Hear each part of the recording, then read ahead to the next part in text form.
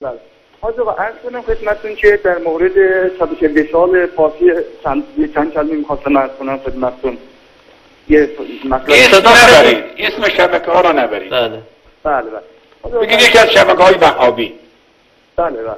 در این شبکه که آقای ملازاده اینطور وقیحانه به مقدسات ما توهین میکنن، اگر واقعا عرضه به شرف داره بیاد واقعا بحث بکنه، حرف منطقی بزنه. چرا توهین میکنه این همه؟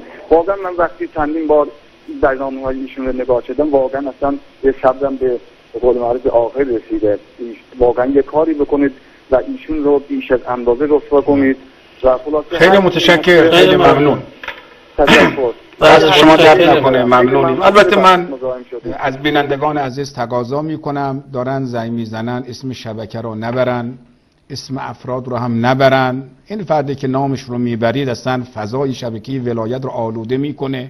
این فرد به قدری پست و رذله که اصلا یعنی من معتقدم اسم شیطان رو 1000 بار بردن بهتر از اسم همچه افرادی که جز فوش و اهانت هیچی بلد نیستن.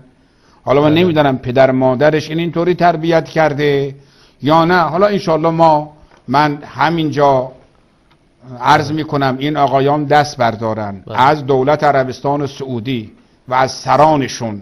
امیدوارم انشالله حرف من به گوششون برسه. قطعا هم من برای مفتی اعظم چیز میکنم، فکس خواهم کرد.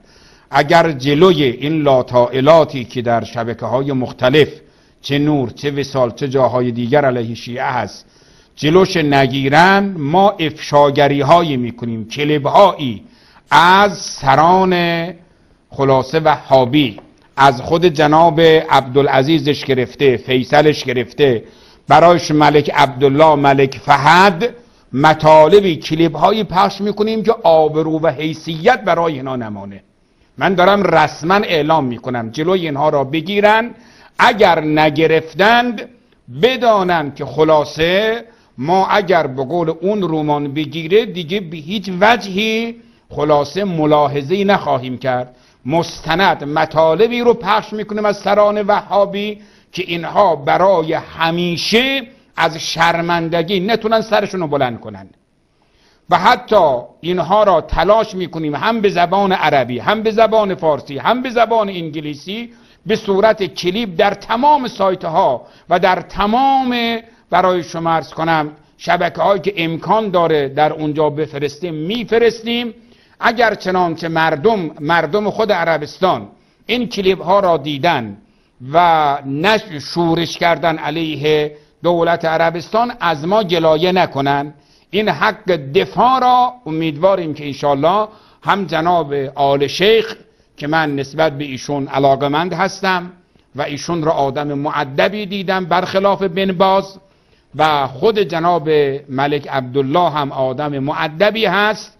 از اینها من میخوام جلوی این اشرار را بگیرن، این لاطائلات و این مطالب نادرست و خلاف را تو این شبکه ها پخش نکنن. در غیر این صورت ما مقابله به مثل میکنیم، کاری میکنیم که کارستان باشه به حول قوه الهی. خیلی ممنونم استاد عزیز.